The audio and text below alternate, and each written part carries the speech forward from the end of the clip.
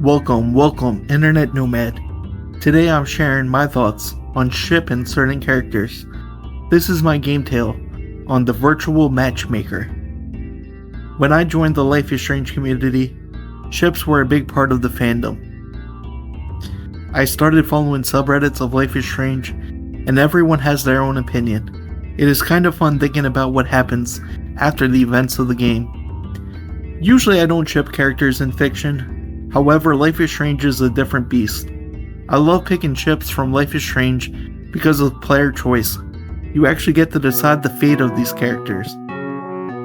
Everyone loves Pricefield. If I had to pick one ship from the first game, this is an easy choice. Chloe's a badass, and Max is a cornball. Their unique pairing is fun to explore. I saw people online complain when straight men choose a lesbian ship.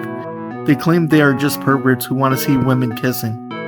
Here's my take. I choose Chloe over Warren because, as a straight male, I'm attracted to Chloe. Since I'm playing as Max, I prefer women. That is why I choose Chloe over Warren. I wasn't a huge Pricefield shipper until I read the comics. Yes, I always picked Chloe over Warren. It wasn't until my second full playthrough that I realized how well these characters mesh. One ship I was always down for since the beginning was Alex and Steph. Steph was so cool. I remember reading the hardest choices in Life is Strange, and the author put Ryan or Steph at 2. I found that funny since I never considered Ryan. I only played True Colors once. I am currently replaying, but I can't choose Ryan over Steph. Even the company fares Steph over Ryan. They made Heat Waves and a comic about Steph and Alex post True Colors. I try and respect most ships as long as they make sense. Some fans could be a little freaky with their parents.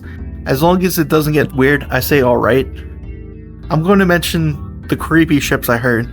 Another thing to remember is that people could ship characters without being attracted to them. I ship some parents just because I think they would be happy together. In Life is Strange 2, I always chose Sean and Cassidy.